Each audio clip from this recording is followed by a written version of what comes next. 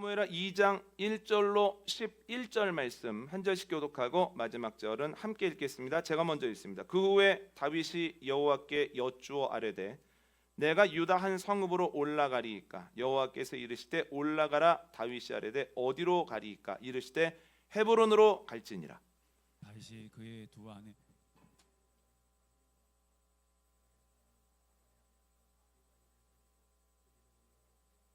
또 자기와 함께 한 추종자들과 그들의 가족들을 다윗이 다 데리고 올라가서 헤브론 각 성읍에 살게 하니라. 유다 사람들이 와서 거기서 다윗에게 기름을 부어 유다 족속의 왕으로 삼았더라. 어떤 사람이 다윗에게 말하여 이르되 사울을 장사한 사람은 길랏 야베스 사람들이다 하매 다윗이 길랏 야베스 사람들에게 전령을 보내 그들에게 이르되 너희가 너희 주 사울에게 이처럼 은혜를 베풀어 그를 장사하였으니 여호와께 복을 받을지어다. 너희가 이 일을 하였으니 이제 여호와께서 은혜와 진리로 너희에게 베푸시기를 원하고 나도 이 선한 일을 너희에게 갚으리니 이제 너희는 손을 강하게 하고 담대히 할지어다. 너희 주 사울이 죽었고 또 유다 족속이 내게 기름을 부어 그들의 왕으로 삼았음이니라 하니라.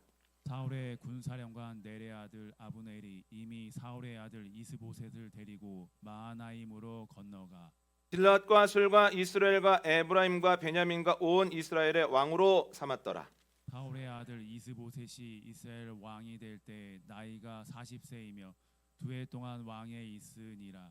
유다 족속은 다윗을 따르니 함께 하겠습니다. 다윗이 헤브론에서 유다 족속의 왕이 된 날수는 7년 6개월이더라. 아멘. 오늘 본문은 사울의 사후 이스라엘의 정치적 상황에 대해서 이야기를 하고 있습니다. 다윗은 헤브론으로 가서 왕이 되고 사울의 아들 이스보셋은 마하나임으로 가서 왕이 됩니다. 겉으로는 굉장히 비슷한데 속사정은 완전히 다릅니다. 다윗의 경우에는 하나님의 뜻에 따라 헤브론으로 갔고 유다 사람들이 기름을 부어서 왕이 되었습니다. 그런데 이스보셋의 경우에는 군사령관 아브넬이 강권하여 마하나임으로 갔고 또한 아브넬의 힘으로 인하여서 이스보셋이 왕이 되었다는 거예요. 기초가 완전히 다릅니다. 기초가 다르니 그 뒤에 일어나는 일들도 완전히 다른 양상을 보인다는 거예요. 시간이 가면 갈수록 다윗은 점점 승하게 되고 또한 이스보셋은 점차 쇠해졌다는 거예요. 2주 전에도 말씀드렸지만 기초가 무척 중요합니다. 비슷해 보였는데 기초에 따라서 그 양상과 결론이 달라질 수밖에 없다는 거예요. 그런데 오늘 본문을 보면 기초 이외에도 하나님께서 다윗을 쓰실 수밖에 없는, 다윗이 하나님의 은혜를 누릴 수밖에 없는 이유가 나오는데요. 여러분, 다윗은 사울의 죽음을 계기로 도망자 망명자에서 유다 지파의 왕이 됩니다. 너무너무 감사한 일입니다. 그런데 이어지는 내용을 보십시오. 나머지 지파의 왕이 이스보셋이 되었다는 거예요. 이스라엘은 모두 몇 지파입니까? 12지파죠.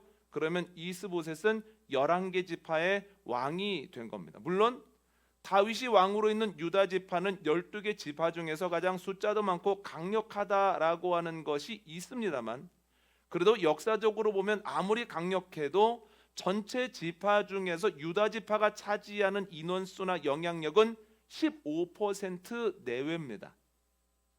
그러니까 이 상황 속에서 다윗이 둘 중에 하나를 택할 수 있는 거예요. 첫 번째는 내가 얼마 전까지 도망자요 망명자였는데 은혜로 유다 지파의 왕이 됐네.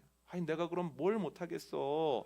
하나님께서 명령하신 것들 마음껏 해봐야 되겠다. 이런 선택을 할 수가 있고, 반대로 감사한 일이기는 하지. 그런데 이스보셋에 비하면 별거 아니잖아. 이스보셋에 비하면 10분의 1밖에는 가지고 있지 못하잖아. 이걸 갖고 뭘 할 수 있겠어. 하나님께서 더 많이 주시고 하나님께서 더 높여주셔야 내가 하나님을 위해, 나라를 위해 뭘 할 수 있지 않겠어. 둘 중에 하나를 할 수 있다는 거예요. 그런데 다윗이 이 중에서 무엇을 택했을까요? 오늘 본문 한번 볼까요? 오늘 본문 4절로 7절 말씀입니다. 사무엘하 2장 4절로 7절 말씀 함께 읽습니다. 시작. 유다 사람들이 와서 거기서 다윗에게 기름을 부어 유다 족속의 왕으로 삼았더라. 어떤 사람이 다윗에게 말하여 이르되 사울을 장사한 사람은 길르앗 야베스 사람들이니이다 하매 다윗이 길르앗 야베스 사람들에게 전령을 보내 그들에게 이르되 너희가 너희 주 사울에게 이처럼 은혜를 베풀어 그를 장사하게 하였으니 여호와께 복을 받을지어다.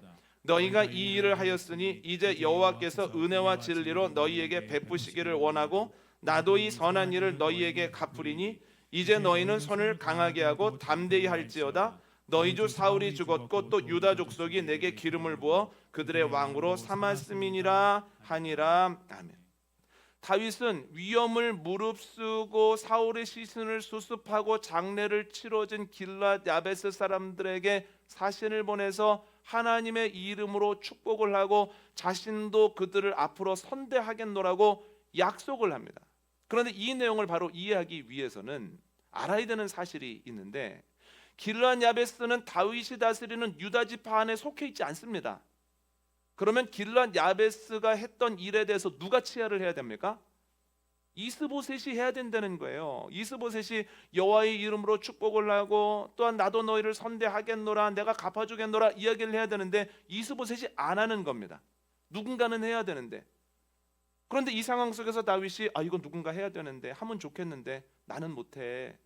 왜냐하면 나는 유다 지파 왕이잖아. 길르앗 야베스는 나에게 속한 사람들이 아니잖아. 그것도 요단 동편에 있는 사람들이잖아.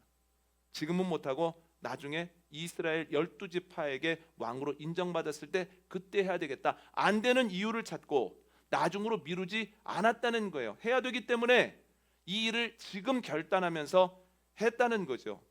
참 놀라운 건 그랬을 때 하나님이 주님의 때에 주님의 방법으로 다윗을 12지파의 왕으로 삼으시더라는 거예요. 여러분, 다윗의 삶을 보면 그는 선택의 순간에 무엇인가를 해야 될 때 이거 안 돼. 안 되는 이유를 찾거나 지금은 못해. 나중에 할 거야. 미루지 않았다는 거예요. 안 되는 이유가 아니라 되는 이유를 찾고 지금 결단해서 하는 삶의 패턴을 가지고 있더라는 거예요. 한번 볼까요? 사무엘상 23장 말씀입니다. 사무엘상 23장 1절로 3절 말씀입니다.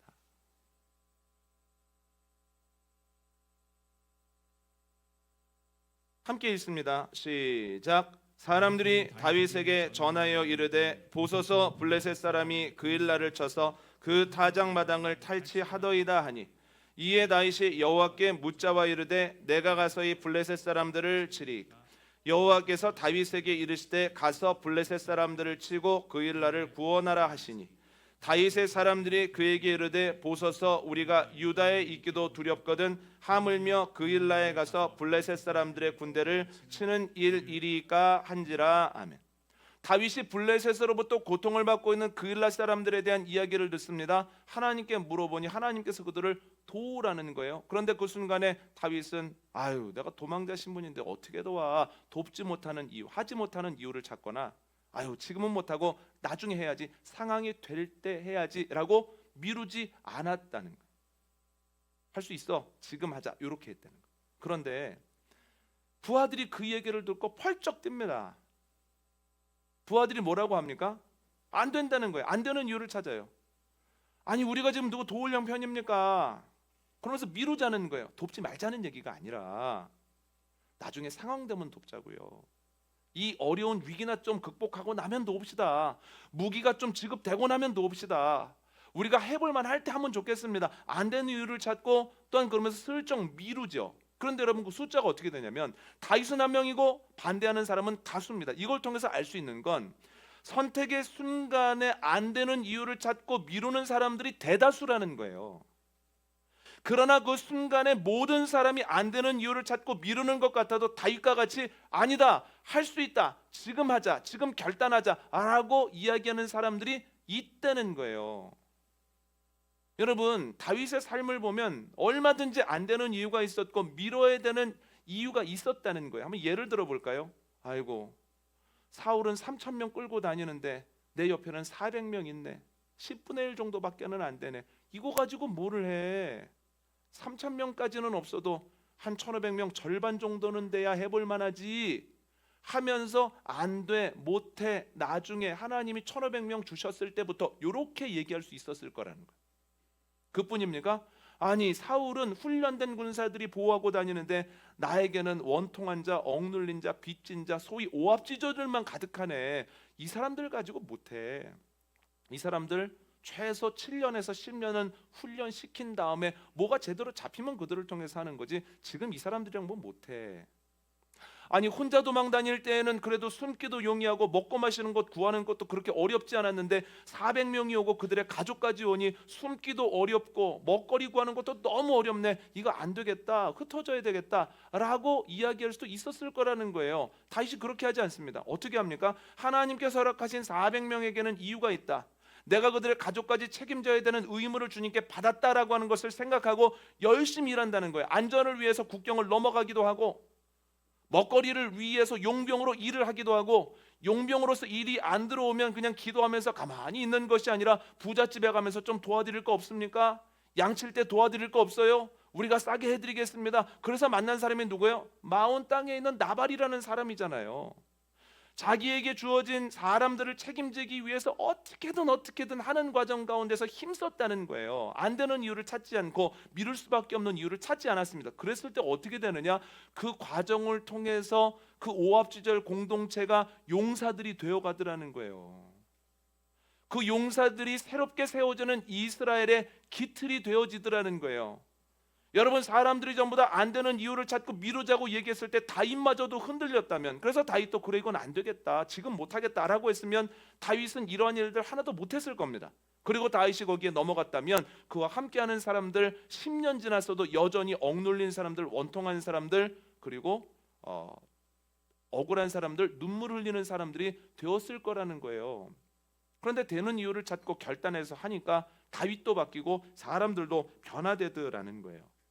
지금 여기에서 안 되는 이유를 찾고 뒤로 미루면 나중에도 안 되는 경우가 많다는 거예요. 이것은 영적인 원리입니다. 한번 찾아볼까요? 마가복음 11장입니다.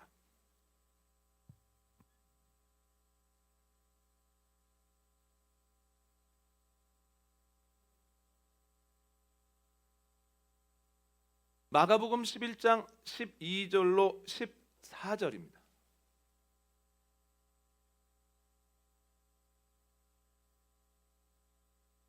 마가복음 11장 12절로 14절 말씀 한 목소리로 읽습니다. 시작.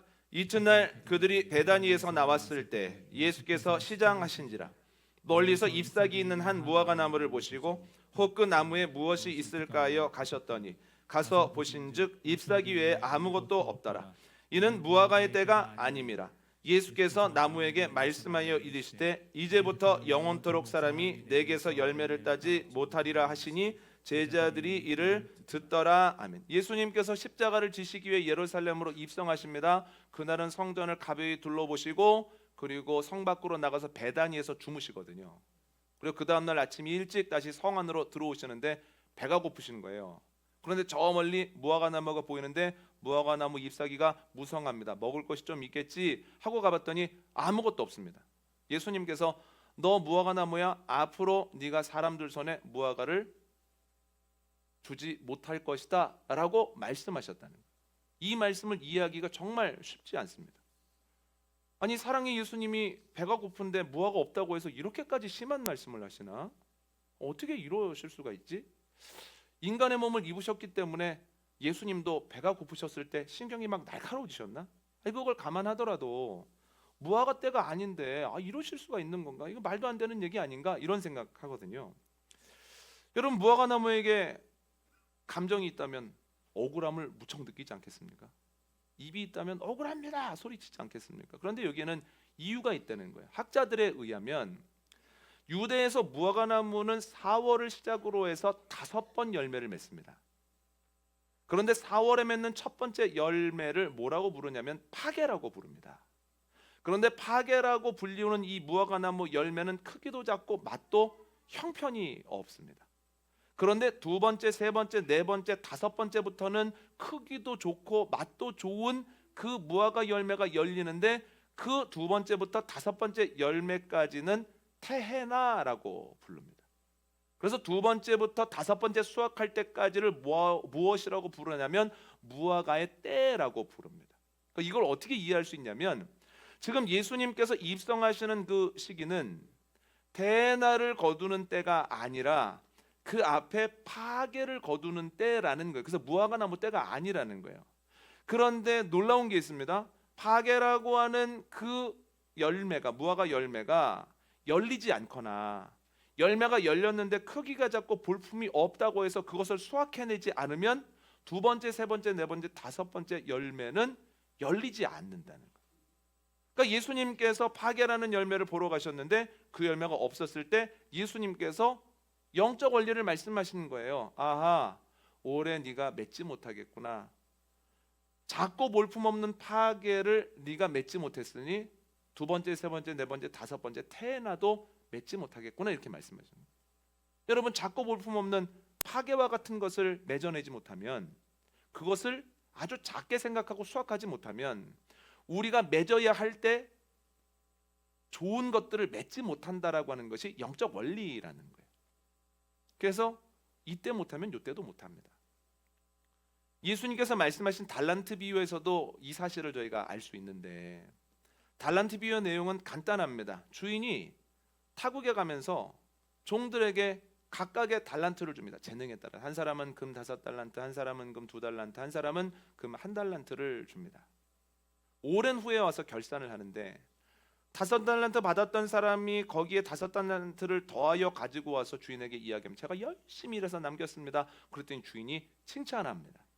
2달란트 받았던 사람도 열심히 일했습니다. 그래서 주인에게 칭찬을 받습니다. 그런데 1달란트 받았던 사람이 와서 이야기를 합니다. 제가 이거 땅에 묻어놨다가 그대로 가지고 왔습니다. 그랬더니 주인이 화를 내면서 책망하고 그를 밖으로 내쫓았다라고 하는 거예요. 여러분, 5달란트 받은 사람하고 2달란트 받는 사람은 열심히 일했는데 왜 1달란트 받은 사람은 열심히 일을 안 했을까요? 왜 땅에 묻어놨다가 가지고 왔을까요? 한번 찾아볼까요? 마태복음 25장 29절입니다. 마태복음 25장 29절입니다.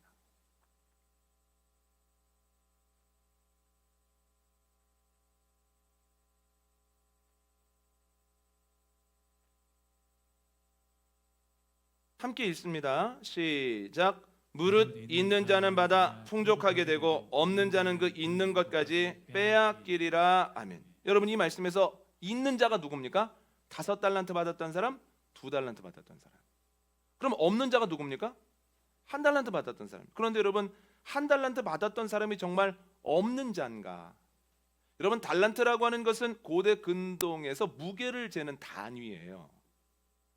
시대와 나라에 따라서 그 단위가 조금 많고 적을 수는 있지만 보편적으로는 30kg에서 33kg 정도 사이의 무게 단위입니다. 그러면 1달란트 받은 사람이 얼마나 받은 겁니까? 금 30kg 이상을 받은 거예요. 정확하게 이야기를 하면 금 30kg를 받은 것이 아니라 금 30kg를 마음대로 사용할 수 있는 권한을 받았죠. 굉장히 큰 권한입니다. 그리고 주인이 얼마 만에 왔습니까? 오랜 후에 왔다는 거예요. 저희가 주중에 영상을 정리해서 이 물질에 대한 것들을 저희가 올려드리지 않았습니까? 꼭 보셨으면 좋겠습니다. 그 강의에 의하면 금 1달란트를 받았다라고 하는 것과 또한 오랜 뒤에 와서 결산을 했다라고 하는 것은 종에게 굉장히 많은 기회비용과 많은 것들이, 시간 비용이 주어졌다는 걸 의미하거든요. 그러면 없는 게 아니고요, 이렇게 해석을 하면 좋을 것 같습니다. 받아서 있다고 생각하는 사람들, 그래서 열심히 한 사람은 더 받게 되고, 받았으나 못 받았다고 생각을 하고 별것이 아니라고 생각을 해서 사용하지 않고 묻어놨던 사람들, 그렇게 착각했던 사람들은 이에 대한 책임을 지게 된다라고 하는 것이 저희가 방금 읽은 마태복음 25장 29절의 말씀이라는 거예요. 그러면 왜 없다고 생각을 했을까? 많이 받았는데. 이유는 간단합니다. 나는 5달란트보다 적잖아, 2달란트의 절반밖에는 안 되잖아 하다가 안 받았다고 생각을 하고 쓰지 못했다는 거예요. 근데 저는 말씀을 묵상하면서 이런 생각을 했습니다. 1달란트 받았던 사람이 2달란트 받았어도 5달란트 받았어도 일 못했을 겁니다. 왜냐하면 몇 달란트를 받았느냐에 상관없이 그런 생각을 하는 이들은 언제든지 안 되는 이유를 찾고 나중에 상황이 좋아지면, 상황이 달라지면 일하고 이야기하기 마련이거든요. 그래서 없다고 생각한 거지 없었던 건 아니다라고 하는 거죠. 여러분 한 달란트 받았을 때 못하면 두 달란트, 다섯 달란트, 열 달란트, 100달란트 있어도 일 못합니다. 한 달란트 때부터 해야 된다는 거예요. 여러분 이것이 우리의 신앙생활에도 그대로 적용이 됩니다. 아우 성경 말씀 너무 어려워. 교회 다닌 지 얼마 안 됐는데 성경 읽는 거 너무 힘들어. 나중에 읽어야 되겠어. 나중에 배워야 되겠어. 그러면 나중에도 배우지 못할 가능성이 높습니다. 지금 어려운 것은 그때도 어렵기 때문입니다. 심지어 시간이 가면서 어떻게 됩니까? 성경책이 점점 흐려져 보인다는 거예요. 그러니까 지금 못 읽으면 나중에도 못 읽을 가능성이 높기 때문에 지금 여기에서 어려워도 읽어야겠어. 힘들어도 시작해야겠어. 결단하는 가운데에서 변화가 일어난다라고 하는 거죠. 사역도 마찬가지입니다. 나중에 환경이 되면, 나중에 상황이 되면 그때 해야 되겠어. 못한다는 거예요. 지금 바쁘지만 어렵지만 몸이 고되지만 아주 작은 거 티가 안 나는 거지만 이거부터 시작해야 되겠어. 지금 여기가 시작이야 라고 하면 그때부터 사역이 시작되어지고 점점 더 잘 되어지는 반면에 안 되는 이유를 찾고 나중에 해야 되겠다고 하면 결국 나중에 못한다는 거예요. 여러분 대표기도도 마찬가지입니다. 대표기도도 아우 집사인데 내가 어떻게 할 수 있겠어 하다 보면 집사 때도 못하고 권사 때도 어려워하고 장로님이 되면 기도 때문에 장로님 안 받겠다고 하거든요. 그러니까 집사님 때부터 시작하셔야 되는 거예요. 집사님 때부터 기도하면서 대표기도 준비하고 계속해서 고민하는 과정 가운데에서 이 시작이 된다라고 하는 거죠. 헌금도 마찬가지입니다. 11조도 여기에 해당합니다. 여러분 작을 때 시작 못하면 클 때 금액이 클 때 더더욱 못합니다. 작을 때는 왜 못하냐면 아니 11조는 뭐 먹고 살아. 삶이 힘든데 어떻게 내가 결단해. 못하거든요. 나중에 풍성하게 되면 어떻게 될까요? 금액이 너무 커서 못하겠어 하는 거예요. 작을 때 시작해야 풍성할 때도 할 수 있다고 하는 거죠. 삶의 기본적인 모습도 똑같습니다. 원리라고 하는 게. 여러분 부부간에 가족간에 시시콜콜한 얘기를 해야만 심각한 얘기도 나눌 수 있습니다.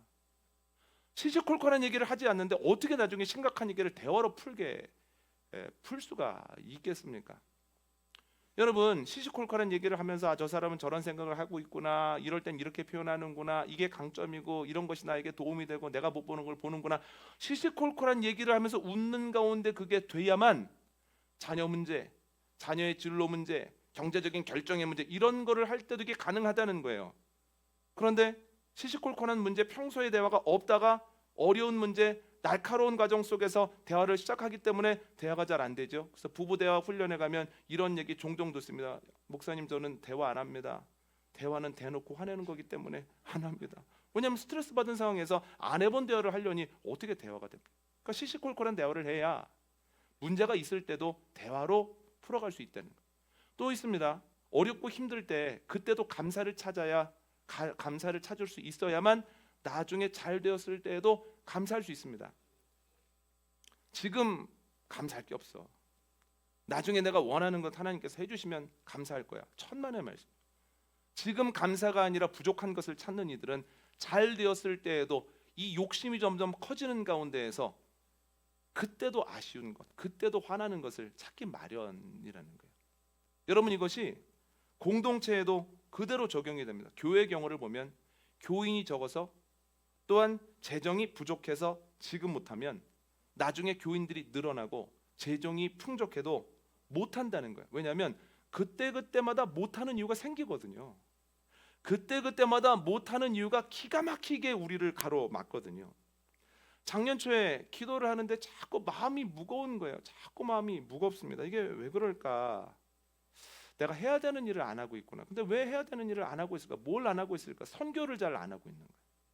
내가 선교를 왜 잘 안 하고 있을까? 우리 교회가 왜 선교하는 교회가 아닐까? 생각해봤더니 저의 착각이 있었습니다. 아우 지금은 안 돼.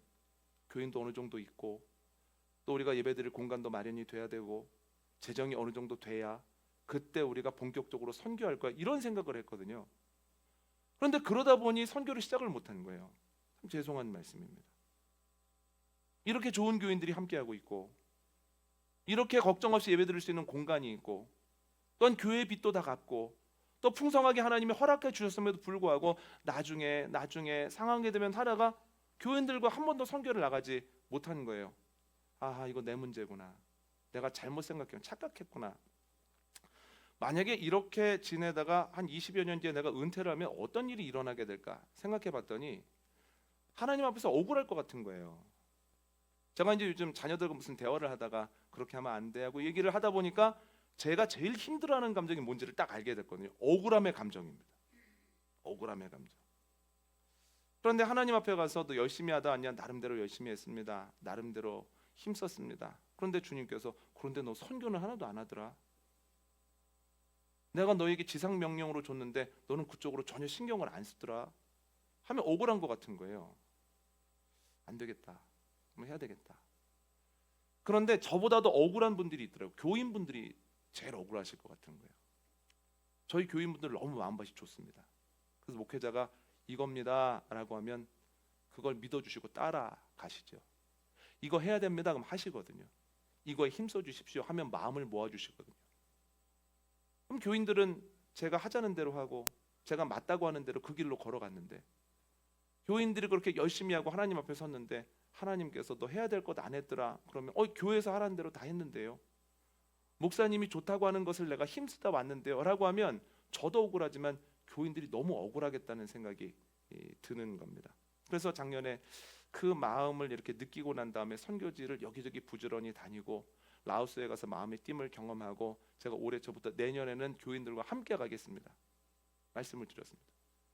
못 가는 이유가 많습니다. 저는 일단 여행 자체가 좀 싫어요. 잠자리가 바뀌는 것, 먹고 마시는 게 바뀌는 것, 화장실 바뀌는 거 너무 힘들어합니다. 혼자는 어떻게 해보겠는데 교인들과 함께 가는 게 너무 힘들어하는 스타일이거든요. 안 되는 이유가 있죠. 안 해본 거기 때문에 여러 가지 시행착오도 있을 거고, 그러는 과정 가운데 속상할 때도 있을 거고, 영적인 공격도 당연히 있을, 이런 생각을 하니까 안 가는 이유, 안 되는 이유는 있겠는데 그래도 가봐야 되겠다, 시작해야 되겠다라는 생각을 했습니다. 이제 교인들과 가자고 얘기를 하고 이제 지내는 가운데서 세 가지를 경험했는데, 첫 번째는 뭐냐면 안 되는 이유를 찾지 말고 사정이 되었을 때 나중에 하겠다고 미루지 않았을 때 첫 번째는 주님께서 지경을 넓혀 주신다는 거예요. 선교를 해야 되겠다, 힘써야 되겠다, 교인들과 함께 해야 되겠다라고 하는 것을 결단하는 순간에 갑자기 옷을 기증하겠다고 연락이 왔습니다. 옷을 기증했을 뿐만 아니라 생명문 교회에서 기도하고 있는 선교처에 마음껏 보내도 좋다라는 이야기를 듣게 되었습니다. 그래서 옷을 가지러 가봤더니 3.5톤 트럭으로 하네요. 사진 한번 보실까요? 이제 초반에 싣고 있는 건데 3.5톤 트럭에 꽉 싣기 위해서 옆에다 파레트를 놓고 수북하게 쌓아놨습니다. 하나님께서 전혀 생각하지 못했던 일들을 행하게 하시고 지경을 넓혀주시는구나, 이게 첫 번째 느낀 겁니다. 그래서 이것을 어디에 보냈냐면 저희가 기도하고 있는 라오스, 캄보디아, 인도, 그리고 전에는 보내지 않았던 필리핀, 그리고 카자흐스탄 5군데에 보냈습니다. 두 번째 느낀 게 뭐냐면 이 일을 하다 보니 하나님께서 동역자를 주시는 거예요. 동역자. 가서 이것을 창고에다가 이제 실어다 놓고 이것을 분류해서 나라별로 보내는데, 분류하고 포장하고 하는 이 과정도 만만치 않습니다. 그런데 동역자들이 생기더라고요. 여기 사진을 보시면 아시는 분들이 꽤 있으시죠? 걱정했습니다. 이걸 누가 할까? 그런데 저희 교회 60대 후반부터 80대에 이르신 분들까지 가가지고 포장을 하고 분류를 하는데, 그 창고에 계시는 그 목사님이 혀를 내두르더라고요. 어른들이 들어오는데 야, 어떻게 일하시려고 들어오나, 큰일 났네 싶었는데 갑자기 일을 시작하니까 눈빛이 바뀌시면서 그동안 옷을 다뤄보신 분들처럼 착착착착착 하고 끝내고 가더라는 거예요. 참 목사님, 교인들 대단합니다. 제가 느낀 게 뭐냐면 동역자를 보내주시기도 하지만 동역자가 되네, 우리가 함께 일할 수 있네 라고 하는 것들을 주님께서 보여주시더라는 거. 그렇구나, 동역자를 주시는구나. 세 번째 느끼는 건 이겁니다. 하나님이 기뻐하신다라고 하는 것을 하나님께서 보여주시는 거예요.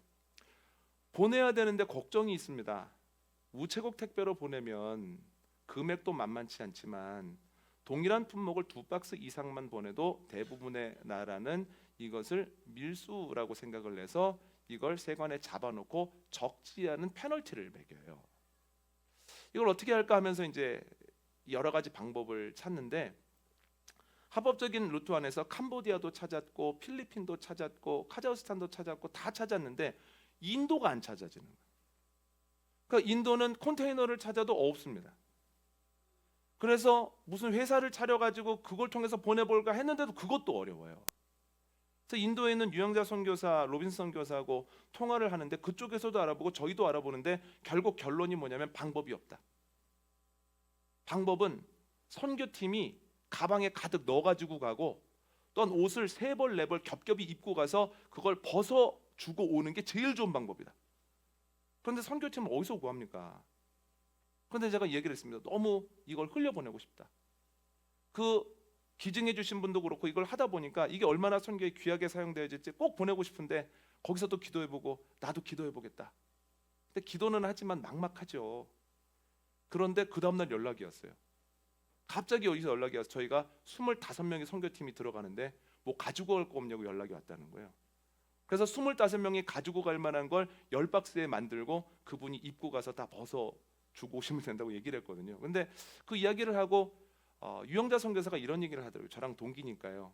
이 목사, 나는 선교를 하면서 이런 거를 종종 경험하는데 하나님이 기뻐하시는 일을 하면 하나님께서 그 일을 순조롭게 하시더라. 그러니까 하나님께서 뭔가를 하시려고 하는데 사람들이 미리 안 돼, 이거 못해 라고 포기하지 않고 하나님 무슨 방법이 없을까요? 하나님 기뻐하시는 일인 것 같은데 제가 뭐 하면 될까요? 라고 하는 반응을 보일 때 하나님께서 순조롭게 하시더라는 거예요. 요 3가지입니다. 첫 번째 지경을 넓히시고, 두 번째 동역자를 허락하시고, 세 번째는 순조로움으로 하나님이 확인시켜 주신다는 거예요. 그럼 내년 2월에 선교 갑니다. 그리고 오늘까지 신청을 받습니다. 내가 말씀을 드리냐면 지금 시작하지 못하면 또 지금 처음이기 때문에 서툴기 때문에 고민하고 걱정하다 보면 나중에도 맺어야 되는 태나의 열매를 맺지 못한다는 거예요. 주중에 어른 중에 한 분이 연락이 오셨습니다. 80이 넘으셨는데 가시고 싶다. 그런데 제가 그때 듣고 나서 기도하면서 든 생각이 있습니다. 그렇다. 지금이 가장 좋은 때다. 지금이 그분에게 가장 힘이 있고 젊을 때다. 여러분 나이가 어려도 연세가 있어도 함께 참여하는 가운데 하나님께서 지경을 넓히시고 동역자가 되게 하시고 또한 하나님께서 기뻐하신다고 하는 것을 보여주는 일이 이 공동체 안에 넘쳐나게 되어지기를 원합니다. 교회뿐만 아니라 개인에게도 그런 일이 있기를 원합니다. 신앙적으로 하나님께서 결단하기를 원하시는 일들이 있을 겁니다. 하나님 안 돼요. 이런저런 것 때문에 안 돼요. 나중에 할게요. 하지 아니하고 맞습니다 주님. 제가 오늘부터 지금 여기에서 결단하겠습니다 라고 할 때 하나님이 지경을 넓히시고 함께 할 수 있는 동역자를 허락하시고 하나님이 기뻐하신다라고 하는 것을 매번 확인시켜 주시는 은혜의 물결이 저와 여러분에게, 여러분의 가정에, 우리 생명문교회 위에 넘쳐나게 되어지기를 원합니다.